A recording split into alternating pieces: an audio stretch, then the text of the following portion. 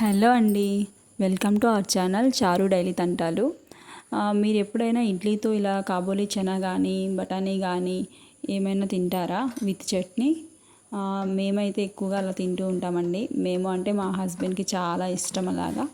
ఒక్క చట్నీతో కాకుండా ఎక్స్ట్రా కర్రీ కూడా కావాలి, అది కూడా ఇలా చోలే బఠానీ ఆర్ ఓన్లీ బఠానీతో ఇష్టం.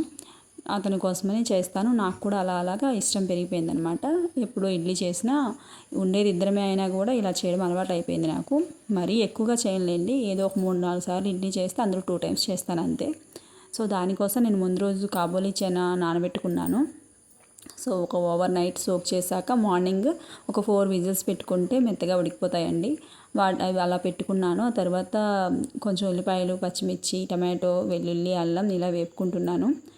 కొంచెం ఆయిల్ వేసుకొని, ఎక్కువ ఆయిల్ అవసరం లేదు, కొంచెం చాలు.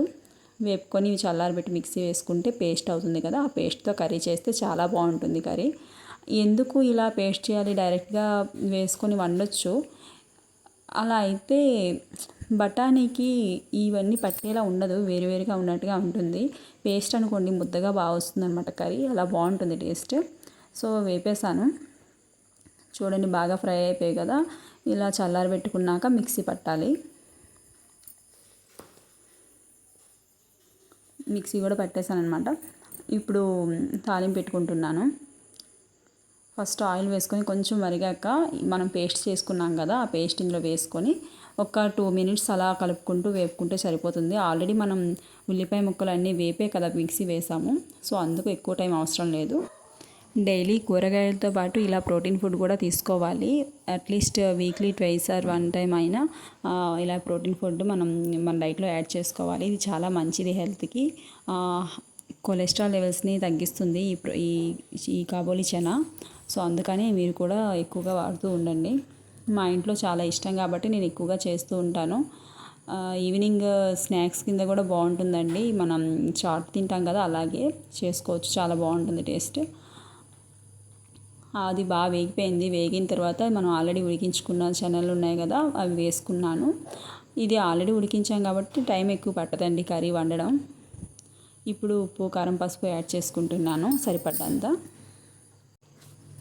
ఉండేది ఇద్దరమే, తిన్నది ఒక 10 ఇడ్లీలు. అతను ఒక 5, నేను ఒక 5. దానికోసం చట్నీ, కర్రీ ఇవన్నీ చేయాలంటే కొంచెం చిరాగ్గా ఉంటుంది కదండి. చెప్పండి, నిజం చెప్పండి, ఉంటుందా లేదా? నాకైతే కొంచెం కాదు, గట్టిగానే ఉంటుంది చిరాకు. కానీ ఎప్పుడు మనకు నచ్చినట్టే చేస్తే కరెక్ట్ కాదు కదా, వాళ్ళకి నచ్చేవి కూడా చేయాలి కదా. సో అందుకని కోపం వచ్చినా కూడా వారానికి 4 సార్లు ఇడ్లీ తింటే అందులో 2 సార్లు ఆయనకి నచ్చేలాగా ఇలా కర్రీ చేస్తాను. నాకు నచ్చేలాగా ఒక్కోసారి చేస్తాను అనమాట. అలా అయితే ఏ డిస్టర్బెన్సెస్ ఉండవు, కోపం రాదు ఎవరికి కూడా. సో ఇది ఫాలో అవ్వండి. కర్రీ అది ఉప్పు కారం బాగా వేగిపోయిన తర్వాత వాటర్ వేసుకున్నాను. ఇంకాస్త ఉడికిపోయాక ఇంకా కొత్తిమీర వేసుకొని ఆపేసుకోవడమే, కర్రీ అయిపోయినట్టే. టిఫిన్తో ఈ కాబూలీ చనా కర్రీ చేస్తున్నాను కాబట్టి ఇంకా లంచ్కి ఏ కర్రీ చేయను అనుకుంటున్నాను. ఇప్పుడు చేస్తాను. ఎందుకు ఇప్పుడు చేయను అంటే కూరగాయలు ఏమీ లేవు ఫ్రిడ్జ్లో. సో ఇంకా ఏమైనా చేయడం ఎందుకని ఇవే కాస్త ఎక్కువగా నానబెట్టుకున్నాను. ఇది సరిపోతుంది కర్రీ లంచ్కి కూడా. కాకపోతే పక్కన ఇంకా పచ్చడి ఏమైనా చేసుకుంటే సరిపోతుంది. ఎందుకంటే మార్నింగ్ మళ్ళీ మధ్యాహ్నానికి ఒకే కర్రీ అయితే కొంచెం బోర్ అనిపిస్తుంది కదా. అందుకని మామిడికాయ పచ్చడి లేకపోతే కొబ్బరి పచ్చడి ఏదో ఒకటి చేసుకుంటే సరిపోతుంది. అయిపోయిందండి, కర్రీ అయిపోయింది. కొత్తిమీర వేసుకున్నాను. ఈ కర్రీకి అయితే కొత్తిమీర చాలా బాగుంటుంది, వేయాలి తప్పకుండా, మిస్ చేయకుండా కొత్తిమీర అయితే వేసుకోండి.